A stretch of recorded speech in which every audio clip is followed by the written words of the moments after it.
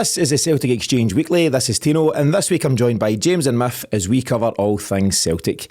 At the weekend, we witnessed another low-key performance from the boys as we played out the third of our post-split fixtures with a 2-2 draw against St Mirren. As fans, we want to see the team win every time they take to the field, but with the league title already secured for another season, does it really matter? So Miff, does it? Hello Tino, hello James, hello listeners and viewers. Yes, it does.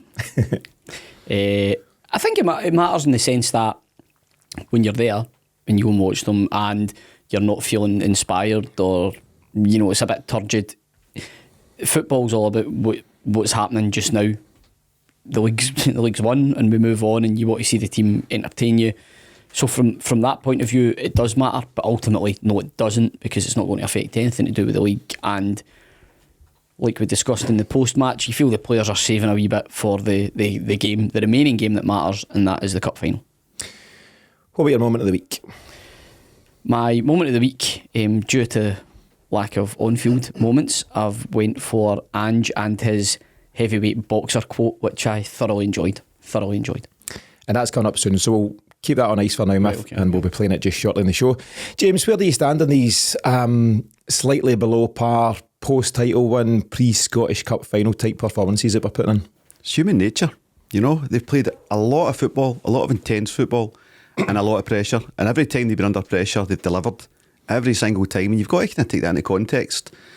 I think it's a little disappointing because Ange's maybe experimented a wee bit and saying, well, what happens if we play that guy there, so Iwata at the back in the back four and stuff. You can't really judge anything from that because the support and performance around it doesn't allow you to see how that would operate in a proper game. That's disappointing because there's opportunities to find things out there, but like I say, it's completely, you know, natural, human nature. And this is world football. This isn't Scotland, Celtic, this is across world football. I think you referenced Monza last week against Napoli, so no problem. They do now need to have enjoyed their fallow rest, and they can then get back up to speed for the Scottish Cup. I agreed. They've had their couple of days off, or a couple of match days off, and I think with the week ahead, so we've got Hibs at Easter Road on Wednesday, Aberdeen Trophy Day on Saturday at Celtic Park. Time to ramp it back up though, isn't it? I think so. I think that'll happen. Yeah. What's been your own Celtic moment of the week? Yesterday, so obviously it didn't quite work out in terms of the women's team were going for the league, and they were counted out about even just 4 or 5 weeks ago, and they've had a great run to get right back into contention. They've got themselves Champions League, but didn't quite get there with Glasgow City scoring in the last minute at Ibrox.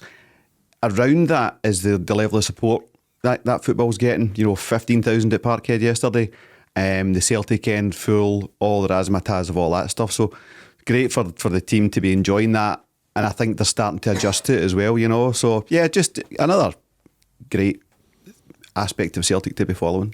Yeah, I think the women's team broke the record for an attendance about 10 days ago when they get 9,000 in. Yep. Rangers also had 10,000 at their game against Glasgow City yesterday, the game they lay down to. And Celtic though, again up the stakes and had 15,000 there, as you say. So brilliant to see and great to see the progress in the game. Okay, let's take a look at what's coming up in this week's show. And this week's big topic, and following those drop points in recent games, we'll look at Ange's call for the players to refocus over the next 2 games before they even think about a Scottish Cup final. I'll then be taking on the lads once again in this week's Mystery Celt, where last week I pulled one back, Miff, as we approach the business end of the season. And finally, we'll close out the show with This Week in Celtic Media, where we once again dig out something that we think you'll enjoy from the world of Celtic Online.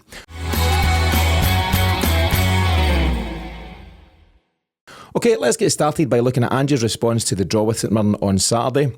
Of course, it's disappointing not to have won, but as James says, there's a bigger picture to be looked at here, and Ange painted that very picture very well with his comments after the game. Yeah, look, there's no doubt, the lads always find a way, and Cal, is the leader of that, but he's part of it as well. Yeah, it's his responsibility. It's all of us collectively. There's no hiding from it. Starts with me, and then the group. But again, this is, these guys are champions. They've won the title. Yeah, I just said before that when the heavyweight champion of the world lifts the belt, it doesn't have to have won every round. If it's the quote you mentioned, so there's a no excuses culture at Celtic under Ange, and as you heard there, he takes ultimate responsibility, and then that responsibility passes to Callum McGregor and the players.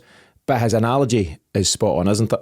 I think so. I think it was just a wee reminder, especially for me. You come away disappointed for the game, but the reality check is the team are already champions. The absolute bread and butter for this team is to be the champions of Scotland, and they've done that in each season Ange has been manager, and they've gained entry to the Champions League, which is very crucial not only for the profile of the club, but I would argue to keep Ange happy, and also to attract the type of player that we're going to need to improve the squad. So in that sense it's job done, but they're still not getting away from the fact, and knowing Ange as we know him, he'll be disappointed with the fact that there's been a few flat spots in performances, but I don't think it's anything we need to go too overboard on.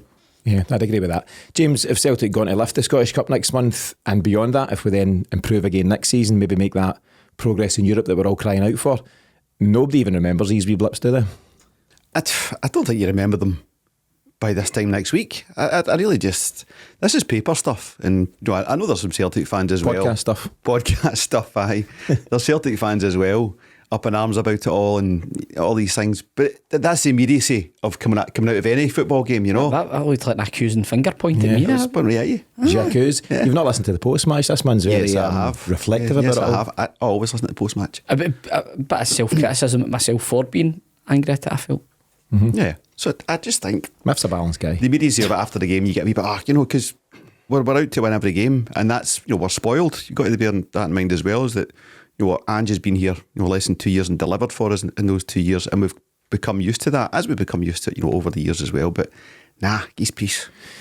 Miff is, as James says, it's human nature to subconsciously somewhere switch off, and it's also there's a part of it that some players might be looking to protect themselves ahead of a cup final. You've got to take that into consideration. And do you smash into the 50-50 with the same gusto? Is that Verve and gusto? Aplomb.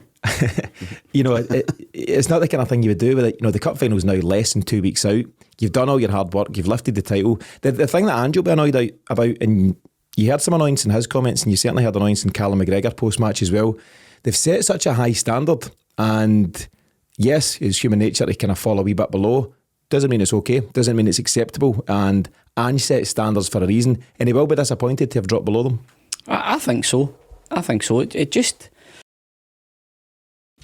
Ange, by his very nature, is relentless, and that's the word I think we've always used when the team have been on a run, is that they are relentless. To me, it's just no coincidence that when the business has been done, the team's slackened off a bit. I think they've earned the right.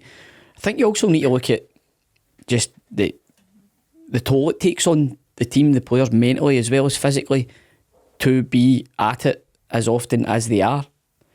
And when you take a step back for the performance on Saturday, like I've done, and you analyse the season, they've done what had to be done.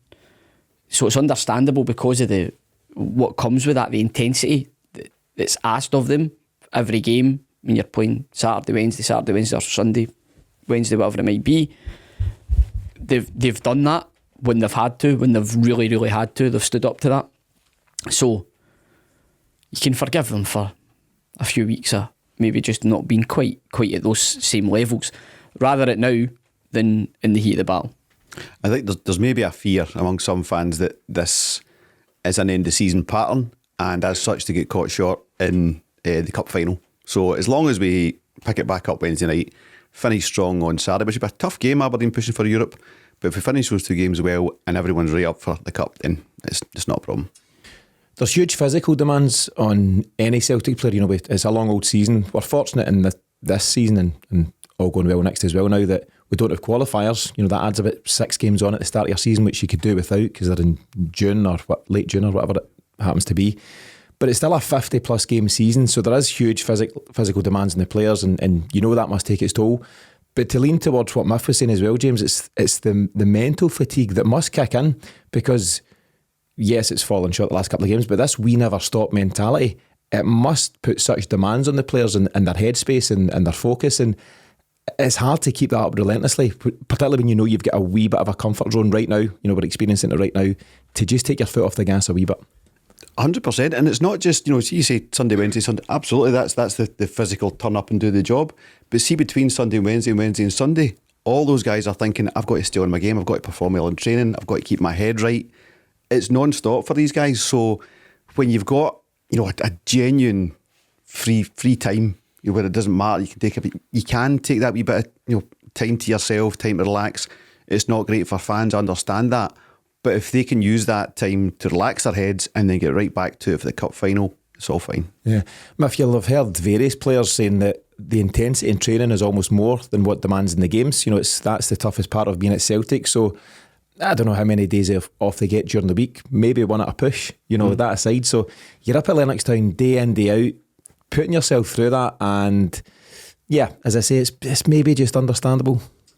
Yeah, listen, on the day you're disappointed, you just want to see your team win. The context of the season being over, I don't think MD truly turns up there and goes, I don't care if we beat the day, I don't care if we draw today because the league's won. I think you turn up there and you're expecting. When you don't win, you're maybe initially quite nonplussed, to say the least. But then when you analyse it and you look at all the things that we've just discussed, it is completely understandable that there would be a drop-off. Celtic fans are not notoriously known for their patience, I think it would be fair to say. There was a few, mumbles and groans. It wasn't a great watch at times on Saturday. I think had the performance been slightly better and the scoreline been the same, I don't think we would be as critical, or would have been as critical. I just think it was just all a bit flat. The main thing being that the connection of the wide players, both fullback and winger, just didn't seem to be happening at all. They were kind of trying to force that ball inside the fullback quite a lot of the time, and yeah, for whatever reason it just wasn't working. But if there is any team in the land any team in the land that has earned a slight drop off over a few games, it is this Celtic team. Agreed. But listen, after games, social media can be a noisy place and not always the best barometer of rational judgment and all that kind of stuff. But you got on a supporters bus, right? So when you got back on the bus with the boys on Saturday after the game, just to kind of gauge the opinion there, what was the mood in the camp? You were chatting to the guys around you. What was the general tone? Just a bit new. Bit flat? What was that word? That new. Yeah. Just flat across the board? I think the feeling was I was probably thrown under the bus a wee bit, not my supporters bus, just proverbial speaking. So there was maybe a wee bit of that, but then what I go back to is the minute Ange announced Cameron Carter-Vickers was going to stop playing and get his surgery, that tells you everything you need to know, in my opinion, around how he viewed the importance of the rest of the season, or the requirement for the rest of the season. Vickers being fit for the start of next season is the most important thing for Celtic, and now we're seeing why. It's been pretty carefully managed, and I suppose that leads us nicely onto the next kind of section here. So Ange's main concerns, James, from his comments, they seem to be more on the defensive side of the game, and let's hear just a wee bit more from him on that just now. We didn't really sort of control the game as well as we usually do, mainly because we just didn't sort of work as hard on the defensive side of our game. It's fair to say the last couple of weeks we've gone off that a little bit, and that doesn't allow us then to sort of be relentless in the way we play, and allows the opportunity for the opposition to sort of get up the park. James, we know that Ange values the defensive side of the game, and that's what gives the forward-thinking players the platform to go on and do what they do.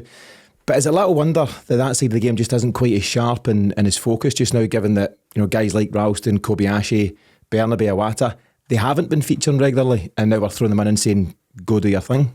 I think it's broader than that. I think when Ange talks about the defensive side of the games, he's not talking about the back four. He's talking about everyone, in the whole team. Yeah.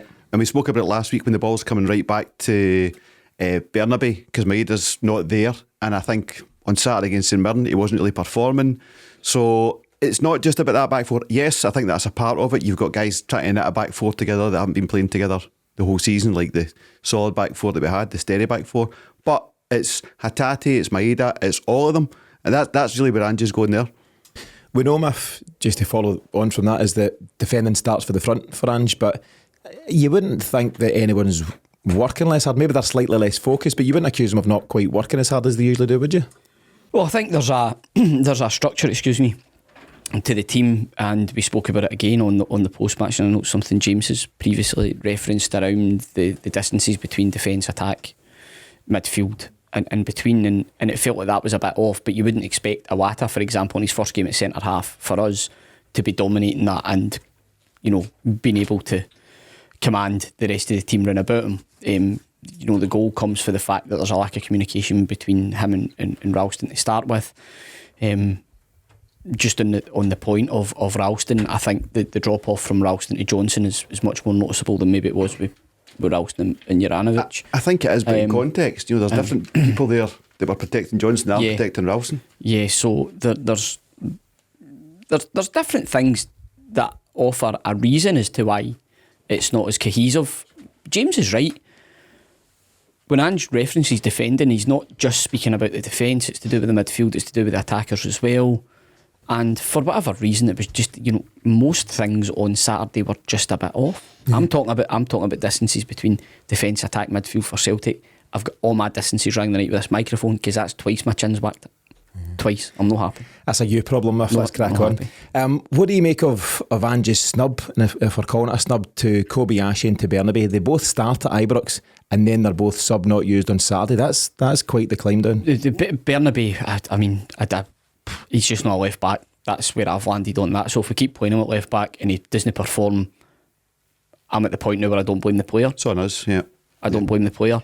He's not a left back. We may have signed him as such. We may have thought we can convert him to one, but clearly it's not happening. That's my opinion.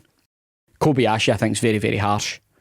I've not seen anything in Kobayashi that would say to me that he's a complete lost cause. You know, he had an indifferent game at Ibrox, but it wasn't one that would suggest to me jettison back out. I think he just needs continual games, and if he is going to get out muscled by, you know, John Souttar or whoever else, well, the very obvious solution to that is, you know what's required next time. You know you need to be tougher, you know you need to be stronger. He's a big lad. I think he's capable of producing that, but we need to just keep giving him games. Unless there's been something a wee bit more underlying there, that he's maybe had a niggle or whatever. But I thought it was pretty harsh. I would have rather kept him there, and I wouldn't absolve Starfelt either. You know, you would be expecting Starfelt then to step up and play, you know, be the commanding centre half and be the more senior partner in the centre half partnership. Again, I understand that he's had further disruption with Iwata playing, but you know, I didn't think he covered himself in glory either on Saturday. I think the Kobayashi decision, James, was really harsh. It wasn't like his performance was do away against Clyde. You just thought, we've made a real mistake here, we need to fix that sharp. Kobayashi's a quality player, and I think he'll go into better things at Celtic, but confidence wise, I don't know. Listen, we're allowed to question Ange, right? So let's do so. What does that do for his confidence, James, given that, you know, we know that carter-vickers is out, and it just seemed to be assuring that he was going to get this run between now and the end of the season, including the cup final, and now he's just been jettisoned, and I don't know when he gets back in. Listen, it might be Wednesday and there's nothing to see here, but there's a chance that's him back in the periphery. Yeah, I know we're a podcast and that's our job to kind of speculate, but we've got incomplete data on that. We don't know the conversation that's gone on between Strachan, Ange and Kobayashi himself. It might have been along the lines of, right, great, here's the things you did well, because we know they all get taken away to analyse their games post-match. And it might have been, here's the things we're going to work on. So what we're going to do is have 2 weeks of working quite intensely on that training, blah, blah, blah, and then get you back in for Hibs, Aberdeen, whatever it may be. It might not be the huge shun that it looks like. It might be. If it is, I think I agree, it's poor. What's the whole thing if it walks like a duck, sounds like a duck, all this kind of stuff? You're filling in too many gaps with what you think it is, and you don't know, is my point. I think we know enough to think that it's based on Ibrox, don't you think? Well, it might have been that Ange wanted to see if Iwata could perform in a flexible defensive role between defence and midfield, which obviously the team just didn't perform well enough to be able to see that. So Ange's got a short window of analysing a lot of different things, and Ibrox was one for Kobayashi. Maybe he'd already pre-planned Saturday for Iwata playing defence. We don't know, is my point. I think you've been very kind to Ange. You scared of Ange? Terrified. Yeah. I think the lads settle it down. I think it is what it looks like. We'll move on for Kobayashi. Bernabe, I think you're done with the left back experiment. James, you're the same, and I think Paddy's the same. I was talking to Paddy, we done the pre-match before the weekend's game, and Bernabe doesn't quite fit the profile of Ange's other signings. You know, he's brought in these guys at between 1 and 2 million from different parts of Asia, various other signings at low cost who have slotted perfectly into where they should be. You know, you can look at all the examples across the board. We've then spent 3.5 million on Bernabe, and part of that seems to be on his potential. You know, he was 20 years of age, he's now 21, something like that. So we've spent 3.5 million there on a guy who right now, based on the data that we do have available to us, doesn't seem like a left back at all, but it seems Ange hasn't got many signings wrong. This looks like the wrongest of them all. Yeah, but I guess that's all right. You know, you're going to, Alex Ferguson says if I get 1 and 2 right, I'm delighted. And what's Ange sitting at? You know, like 9 out of 10. You know, a 90% hit rate. So perfectly relaxed that you're going to get some wrong. It's what you then do with that. You know, is there a role for him at the club on the wing? Maybe, maybe not. Is it better just to call it quits and let him move on? You know, the left wing's pretty congested as it is, and obviously Mikey Johnson's coming back. True that. No defensive instincts is my thing. I think there's some poor scouting going on there. I think someone's got that one wrong. It's the same scouts though that have got them so right in the last couple of years, which is just what makes it a wee bit puzzling. Well, as James says, you're going to get some wrong. It's just I won't accept it. You just need to deal with it and move on. I think the thing for me is not to continually, just keep making the same mistake. When I've seen him in pressure games, the most notable one being Tynecastle. When would that have been? Wasn't the VAR game? It was the Tynecastle game. I don't know, one of the Tynecastle games. It was a VAR game because Taylor came off the bench and that scored, was October, I think. October. He just, under pressure, he just gave the ball away so many times and lacked the positional sense. But at that time, you're saying, right, okay, fair enough. That's in October. He's maybe just not settled in as much as he would have liked. Made a notable contribution against St Johnstone to get as a last minute winner. And you hope that he kicks on for that. But he's been starved of game time, so that's in his favour in the sense that it's probably a run of games that he needs. But the body of evidence that has been built up to this point would suggest that he just is not a left back, in my opinion. So keep banging your head against that particular brick wall. I think you know the outcome. Yeah, it is notable that the best thing we've seen from him has been an attacking sense. His goal against Ross County, which was a brilliant strike, great goal, and he's shown some great feet moving forward. Defensive instinct though seems to be lacking. Yeah, so that's the big thing. We'll need to watch that space. You mentioned Mikey Johnson, James, not me, so we'll keep it going. I just thought I'd get in there first because it was inevitable. As you've brought him up, there was a Twitter poll doing the rounds last night, and it was basically... Did you start it and all your burner accounts voting on it? I did not. Mikey Johnson v Haksabanovic, who you having? Vistry option C at the moment. One of the two though, who are you going for? Neither. That's not how it works. That's how it works. A or B? What I need to I've got no choice and play one of Right. Haksabanovic then. Okay, who are you having with? Right, okay, you know my answer. We'll move on. As we know, the cup final's now less than 2 weeks away. It's the 3rd of June, but Ange isn't of a mind to let the players think about that just yet. When asked about that after the game, he said, if you're thinking about the cup final now, that's a problem, because when you start thinking too far ahead, you miss what's happening now. We can't have players thinking about performing on that day. Perform today, perform next week, and then focus on the final. James, he's not going to panic over a couple of poor performances given the high standards that we've set through the campaign. But he will be looking for a big reaction this week in the game. So as we know, Hibs on Wednesday, Aberdeen on Saturday. He'll be looking to turn it around, won't he? Yeah, absolutely. And it's interesting you spoke about, playing for the present game and not thinking too far ahead. You've got probably one of the more positive performances from Saturday was Jota. I thought he was decent and trying at least.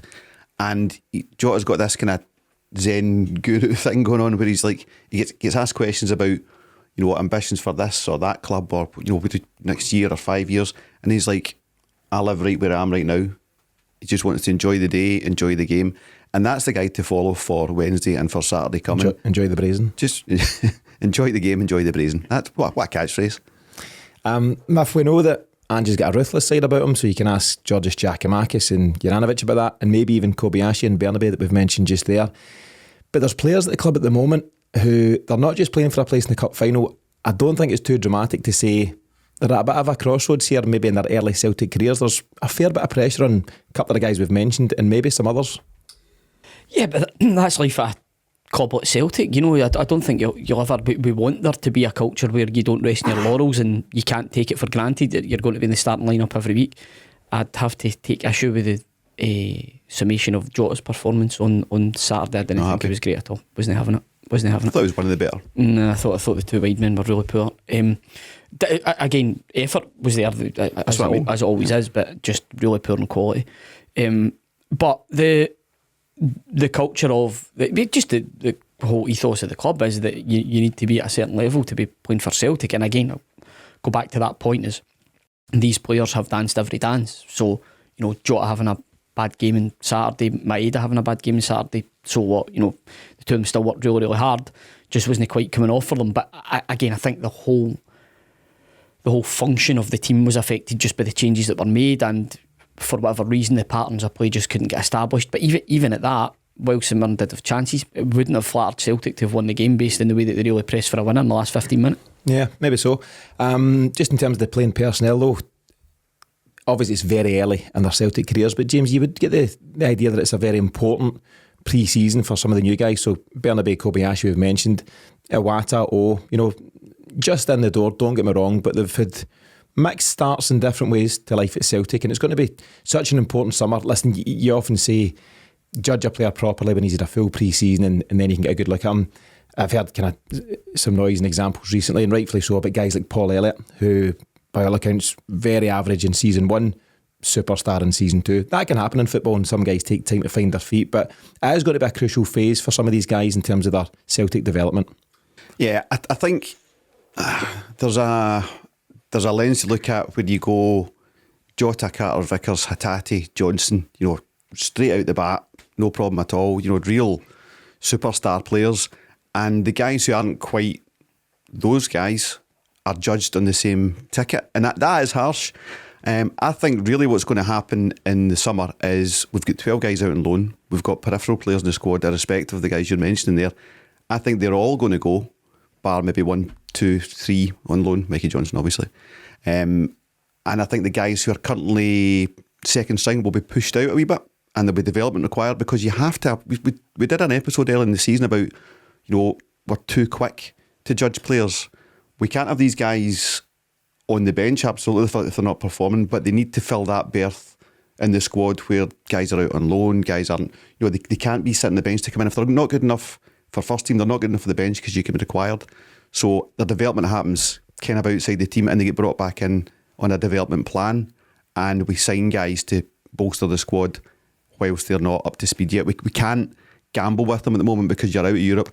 Ange will not have anything this season that doesn't have a really strong performance in the Champions League. He's been thinking about it his whole life. He's not going to take any chances. I think so. This is the level he wants to compete at, and he's not going to, sentiment won't come into his decision. I think we will see quite a lot of trimming of the squad. He's been asked about guys like Liam Scales, who's obviously quite visible at Aberdeen, but there's a bundle of guys out on loan, Barkas and Ayeti, and I don't know how the various guys are doing. But there's some work to be done there to trim that down and try and move these guys on for everyone's good, for the sake of the club, for the sake of the players.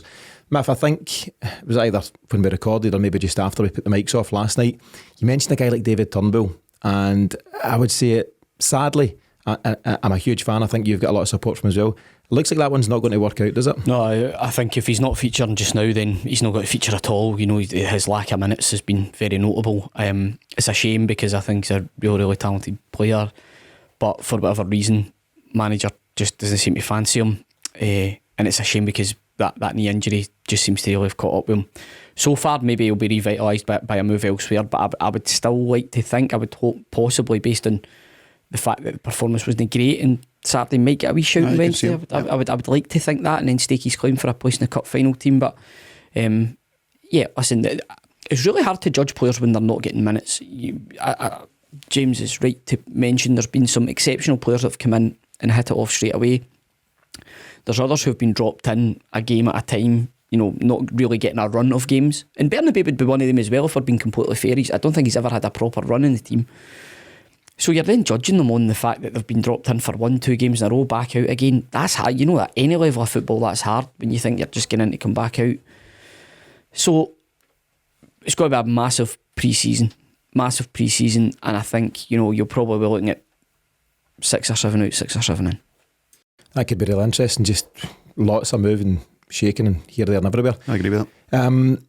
Getting back to the here and now, James. So I mentioned it last week, and I'm asking the same question again. But these players who have set such high standards and reached such levels and wrapped up a title in some style, they'll be feeling the sting of the criticism that they've had after Ibrox and now after a fairly shabby performance against St Mirren. How do you think they'll respond to the next 2 games? It was good to see Callum McGregor a bit frustrated in his interview, but he's part of the issue as well. He has maybe dropped below his own standards, and you'd want him and others to take it with the scruff of the neck starting Easter Road. Yeah, Callum Mac's a manager within the team, as captain there. So any player who thought they were going to be able to coast out, Wednesday and Saturday, and then turn up at Hampden for the cup final.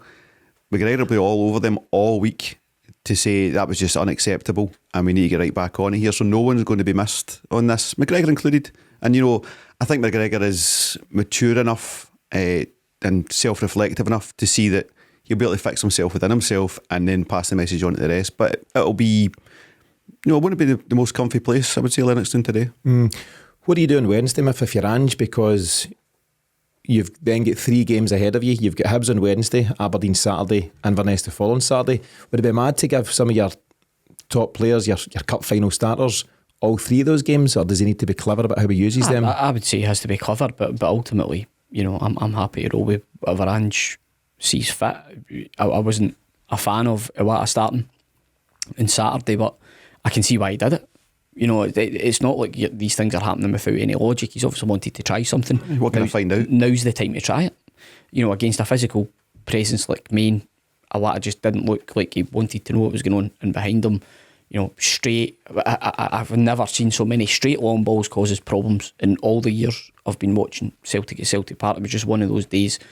A ball getting banged 60 yards straight down the park was causing us massive issues. It's never been a problem before. Why is that? Personnel's changed. Right, move on.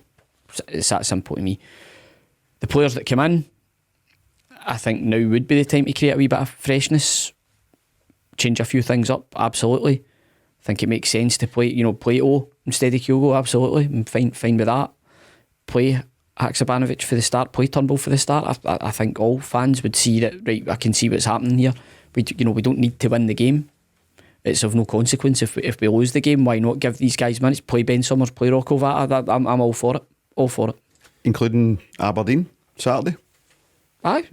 You wouldn't want to be more, a kind of pre-match for the cup final? I just think it depends. I mean, by the same token, you're kind of damned if you do, damned if you don't. If you remember the uproar when Kyogo get brought back and injured last season, you'd think that the managers maybe learned lessons for the past there. So I think you just need to be careful. You need to be careful. I think with Hatati's coming back for injury, so I think he wants minutes into Hatati, so I think he'll play. With the rest, McGregor just plays, full stop. That's what happens. But with others, I think it's just all up for grabs. You could argue that someone like Taylor's to be protected as well, albeit that I think he's not been quite at the level he should be past few games. But somebody like Taylor, who's so pivotal the way we play, he should be getting protected as well. Yeah, we've been doing pre-match podcasts, James, throughout the whole season. Covering every game. And there was a real phase in the middle section of the season where the team just picked itself. We would obviously speculate and talk about he might come in, he might not. But by and large, you knew at least 9, maybe 10 of the starters. There was often maybe a wee debate over a winger or something like that. And a lot of that stemmed from what I've always referenced to as the back 5 being Joe Hart and his regular 4. And certainly since Alistair Johnson came in, that was all the more settled. It was always Johnson, Carter-Vickers, Starfelt and Taylor. Midfield was McGregor, Hatate and mostly O'Reilly, sometimes Moy. And your preferred front 3 was Maeda, Jota and Kyogo. Since Carter-Vickers got injured, that's derailed things maybe more dramatically than we realised. You'd have been able to pick the cup final team a few weeks ago. You can't quite pick it now, James, and I think it's a defence where Ange's going to have a headache, as they particularly his centre-half pairing now. Yeah, but that's what happens when you lose some of the quality Carter-Vickers. And the gamble was he could probably, with the right physio treatment, have got through to that cup final and played it. But you would then lose him for the start of the season and potentially Champions League, and that was more important. So it's good that they're looking, beyond the short term. But yeah, it's just you can't take a guy of that quality out of your team and not have disruption. And that disruption just seemed to have tumbled on to other areas, because when Carter-Vickers isn't there to save things, there's a poor defensive performance from the midfield and the attack, Carter-Vickers there mops it up. But when he's not there and they're not performing the attack in the midfield in terms of defensive qualities, then it's coming straight through. It's like, say, straight balls coming right through. So it's one player, but you've got to add Johnson in that as well. An absolute terror. Yeah. We've not enough time to debate it just now. I think we've missed Aaron Moy, or at least post-World Cup Aaron Moy. Aye, that guy. That guy, aye, yeah. Not the current guy. That one. We've missed his creativity, or somebody's creativity. With Hatate having his niggles, Moy clearly having the same. We've missed that Miff, again, we spoke about we need a creative, we need a forward-thinking 10, number 10 type player. It's all side-to-side, pass. Yep. Nobody's doing anything maverick. I had said just about O'Reilly, not kind of development of the player that I thought he was going to be, and I don't mean that in terms of a lack of ability. He's clearly a very talented lad and he works incredibly hard, but he seems to have become more of a grafter than a creator, which I'm really, really surprised at. I thought he was going to be your number 10. Yeah. For me, he's doing his best work off the ball for us at the minute in terms of retrieving the ball, winning the ball back, when I thought he was going to be the guy picking up those kind of cute wee positions between the lines, feeding balls into Kyogo. It's not really been like that in the past, say, 6 months. Yeah, agreed. I think that's maybe the player that Matt O'Reilly was. I think that's a player we signed, and his game's just changed, developed, evolved. We've changed that. That's by your design, by Ange's design. I think good or bad. Maybe Ange sees that's what he's best at, and now he realises I need another O'Reilly. Aye. So, as I've said a few times now, summer's going to be fascinating. The profile of players we bring in, it will tell us a lot about Ange's way of thinking. But in the here and now, he's got some big calls to make ahead of this week, first of all. So hopefully he and the players can get back on track ahead of that big trip to Hampden next month. Okay, let's move on to this week's Mystery Cell, and we'll start with a quick reminder of last week's for anyone who missed it. Clue number 1, my first medal with Celtic was a runners-up one in the Scottish Cup, before I then went on to win the league and the Scottish Cup during my time at the club. Clue number 2, I scored 2 goals in 90 appearances for the club over a 6-year period. And clue number 3, since my playing career ended, I've managed at several clubs, including at one currently in the Scottish Premiership. The answer, of course, Miff, was... One Foot Willie. It was Willie McStay. And I was going to ask if you'd got this one. You weren't here last week. It was myself, James and Paddy. But then I remembered you sent various guesses into the WhatsApp group. I sent two in. We'll say various, numerous guesses. I sent 2. Both of which were wrong, put it that way. James can confirm this. Was it Malcolm Mackay and John Hughes? John Hughes and Malcolm Mackay, But then One Foot Willie.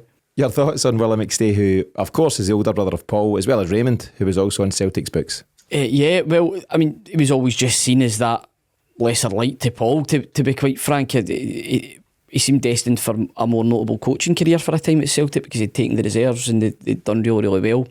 A time when I think Celtic reserves were probably, well, no, maybe about after that. Was it under O'Neill that he was taking the reserves? I think it was. Early 2000s. Aye, so, no, I mean, Willie McStay, I remember him, was by no means a regular for the first team, but with that famous last name, he was always more than welcome. But I'd probably be more familiar with his coaching career. I think he'd went to Sligo and was pretty successful over there.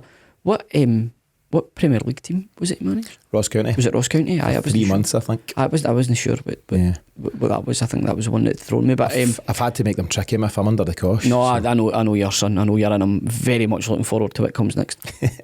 Just a fact file on Willie McStay, and you say, Math, about being a lesser like to Paul McStay.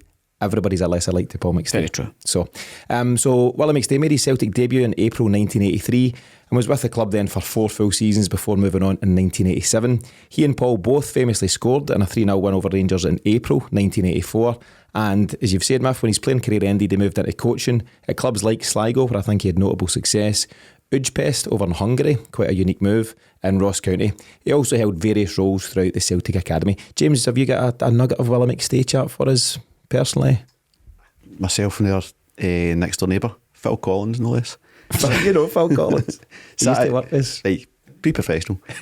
Sat outside his house for about 4 hours waiting for an autograph one time, and he turned up in his white Escort XR3i. Oh, aye. And signed up, no bother, aye. Oh, there you go. Is your first autograph or something? I think it was first ever Celtic autograph. About 7 or 8 years old or something. Lovely. A beautiful tale.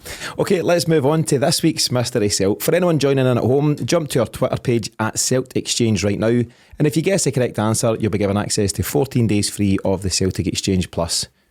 I need to say I've struggled tonight not to burst into song between Human Nature. I was got to get a bit of Jacko, and then Against All Odds I've had to really bite my tongue in it, lads. Don't fight it if you want to sing.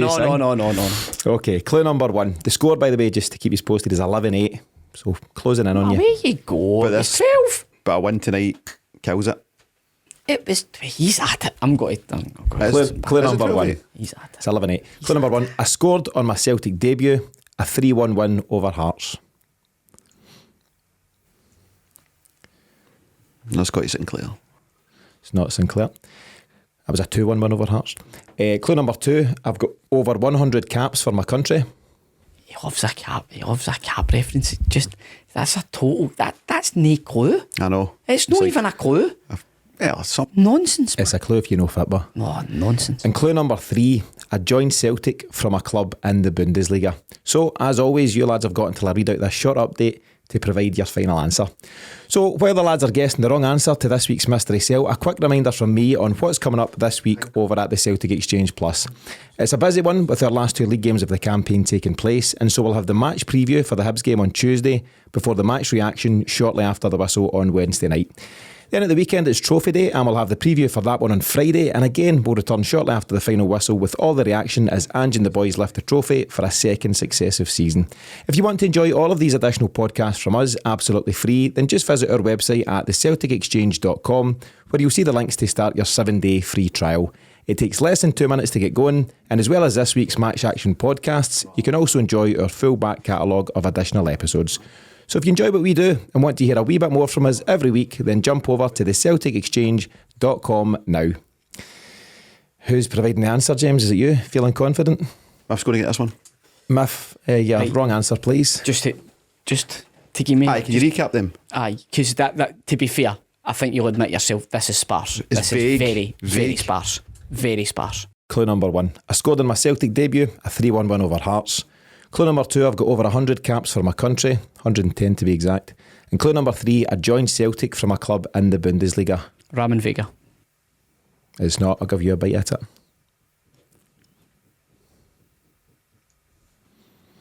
Some guys don't perform well under pressure, and yous are 2 of them. Paul It's Lambert. 11-9. Remember, if you think you know the answer, unlike Miff and James, to this week's Mystery Celt and want to enjoy 14 days free of the Celtic Exchange Plus, then simply reply to our pinned tweet at Celtic Exchange using the hashtag Mystery Celt. Time for This Week in Celtic Media, where each week we dig out something of interest from the world of Celtic online. This week, as Ange and the players get ready to lift the league trophy for a second successive season, James takes us back to where it all began. James, what have you got? It's quite a good one. I was actually picked it by your good self, but it's a good one to reflect on when there is a wee bit of frustration in the fans and stuff. It's good to take a wee look back and see where we've come from. It's just a piece from Celtic, and it's behind the scenes. Ange Postecoglou's first 3 days at Celtic, and when you see that and you go, we've had a pretty nice couple of years. What is it? 10th of June will be the 2-year anniversary, if you like. That's when it was announced. So there you are. Oh, anniversary. I like that. I like that. Mark that. But 10th of June 2021 he was confirmed. Yeah. So, and it's the Dermot Desmond private jetting in and all that stuff. COVID's still a big thing, everything's masked up, including one Tino Di Callio down in the press conference.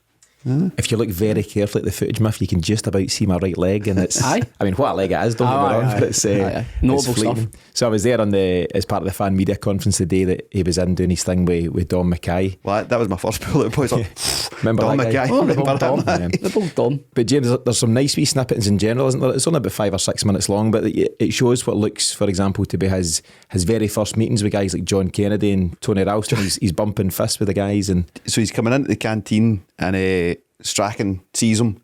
Kennedy doesn't. Kennedy's having his soup, just mind his business. All right. He gets caught by his... I think what stands out to me around all that is Celtic really knew they were onto something. Aye. You can They see it now really looking knew back. they were onto something. Yeah. If they had the confidence that they'd got the right man, you wouldn't really got all of this, I don't think. So Ange said, I've got a clear idea of how I play football, how my teams have always played football. I know how Celtic have always played football in their history. Maybe that's why I'm here. But you wouldn't have picked up at the time, you know. I think the quotes from it are really good because, yeah, you'd have watched that, you'd have get caught up in all the new manager excitement. Now, with the benefit of hindsight, you could watch it back and you go, that's exactly what he's done. You know, he's ticked a lot of those boxes. Any other wee snippets, James? Any other nice wee moments through it? Just, I was just saying no fear of any opponent, and I think this is really, really important this summer. I'm really, really excited as to the work that's going to be done this summer. It will really it'll tell us not only we know what Ange's ambition is, it'll tell us where the board is. The board have consistently over the years dropped off after a couple of seasons of success in terms of backing managers. Rodgers, O'Neill, Lennon, these kind of things. It's really important that the board back, but I think the relationship's there, and this is a long-term plan. This summer, has been in the planning since January at least. So it's really interesting. I'm just saying we don't fear any opponent, and this summer will let him really, embody that in the Champions League. The bit that gives me the most hope around that is how annoyed he was after the Madrid game. Yeah. He was proper annoyed because he knew. Yeah. He knew we had chances. The game was in our favour, and it was just a bit of naivety that kind of undone us in the end. But that's what excites me most about this summer, is that I do get a genuine feeling that this is going to be the culmination and finally us cashing in at a point where we're dominant. So many times we've taken the cheap option and cheaped out at this exact point. So it's on the board now. You'll know what Ange's went with in terms of his plan. He'll be wanting to ramp it up again. Absolutely no way he'll be wanting to stand still. And that's what excites me the most. I'm thinking, they really, really, really, really need to back him further at this point. I think you're both absolutely correct in terms of how Celtic historically have operated. O'Neill get backed initially, Rodgers gets backed initially, and so on. Less so Gordon Strachan, that was a downsizing time. But now Ange said, listen, this is what I do. You can see what I do with the resources you've given me so far. There's the end product, there's the result, there's the all going well, 5 trophies out of 6. Now to take it to the next level, where are we at? And I think maybe it was yourself, James, that said, now we need to see the 8, 9, 10 million pound signing. Not the guy that's maybe going to do something or come in with some potential. Maybe it's a proven quality striker or someone that at least we can earmark as somebody who can do it at a Champions League level. Maybe it's a similar centre half to that. Maybe it's another goalie, who knows? But they need to start backing him in a different way now and showing him that support. They've shown him great support so far. Now everybody needs to move up a level at the same time. I think the big difference, and this is in Ange's favour, is that for Rodgers and O'Neill, they front loaded it. There was a lot of money put up to those guys because it was needed. Ange's pretty much net zero season 1. He's maybe plus 6 or 7, I think it is, in the 2 seasons, in the 2 big transfer windows in the summer. So it's not like we're now in a financial position where we go, look, we've spent all the dough, we've got the dough. I think there's going to be a lot of, we'll come to this episode in a few weeks' time, I suppose, where we go, who stays, who goes and stuff. There'll be guys we really want to stay who will go, and Angela earmarked them as, I'd love to keep him, but we know there's interest at 15, 20 million, and he'll take 2 or 3 of those, and that'll allow you to go and sign that £10 million striker and make all the changes that he knows. From that Madrid game, he's went, if I had a guy at that level, we'd have won that game. I think, unfortunately for us, I think the most obvious one, and he's a guy who was excellent in that Madrid game, is Hatai. That absolutely kills me to say that. Yep. To go. I think there's a few like that. I think he's the most sellable asset on the basis that I just think the guy is, he has got the potential to be an absolute out and out superstar. Lots of rumblings about that, and we're not trying to get them sold. No. But we've got to be real about it. And there's so many saleable assets. You go right through the team. Just in my head, Abad is a constant rumour, isn't it, in terms of him potentially looking to move further on, or at least the fact that he's not signed a new deal. On Saturday, the difference when he comes on. Aye. But you know what he's got. That's the thing. But maybe he's not quite at himself. Definitely thought that on Saturday. Thought he just created a bit of chaos. He was just running at people and he dragged defenders out of position. I thought it was really impactful. Really. Yeah. But whether it's Abada, Hatate, Matthew, you've spoken about O'Reilly, lots of big assets there who could go for ballpark 15 million and more, and that allows Ange a pot to then say, okay, let's go and work with that. Just on O'Reilly, I'd love to see him stay another season and just kick on again. Especially if Hatate goes, I'd really like O'Reilly to then kind of be that player that I really thought he was going to be. Yeah, Miff, you're an eternal optimist sometimes. Did you ever imagine in June of 2021 that we'd be seeing what we've seen since under Ange Postecoglou? Well, no, I didn't. The reason for that being that I thought that the road back was going to be a hell of a lot longer.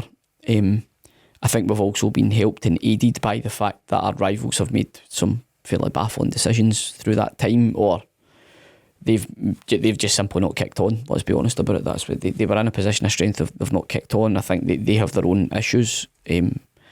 Short term around finances, I don't think that's a secret anymore. I don't think MD has to dance around that.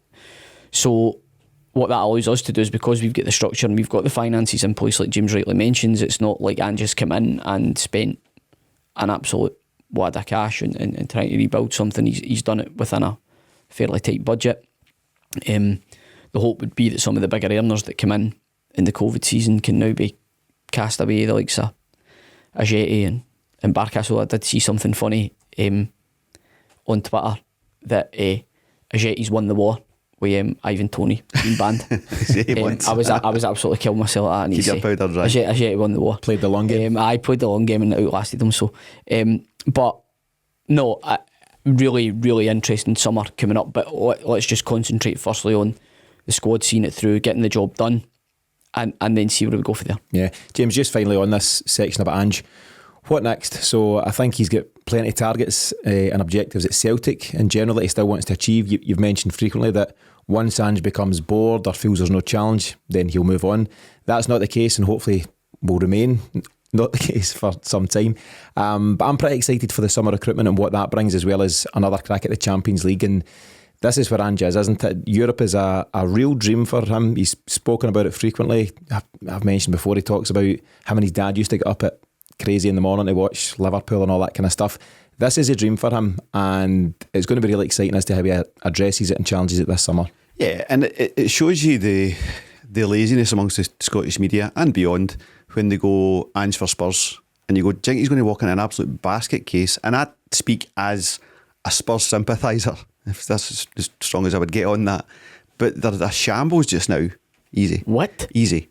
They're a shambles just now. His mate support Spurs. Loads of mate support. Floyd, I'll let you have. They're a shambles, and they're not in Europe, and they're not going to be in the Champions League anytime soon. Ange's got it on his doorstep right now, in his hand.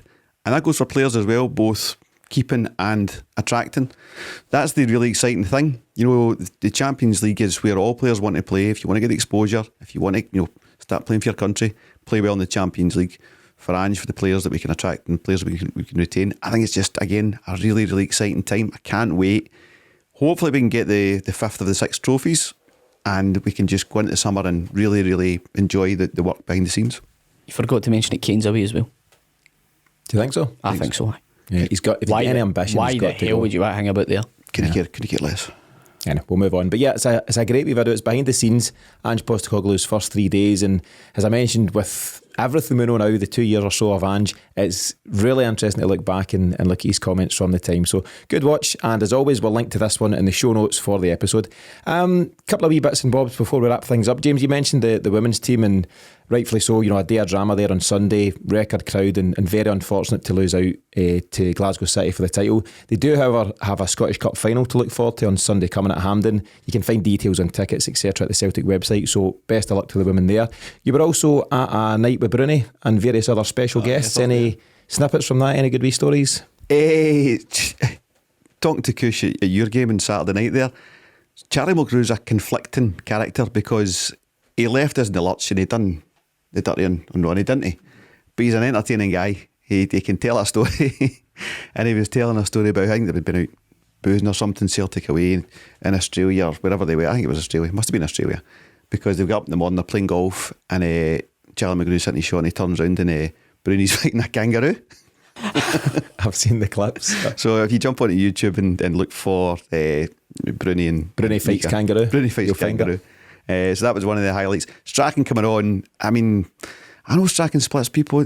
Celtic fans, I really like him. He picked us up at a really, really difficult time, and the Tommy Burns element to it all. And he's quite open that he wasn't a fan, and then you come into Celtic and Tommy Burns is there, and all of a sudden you are.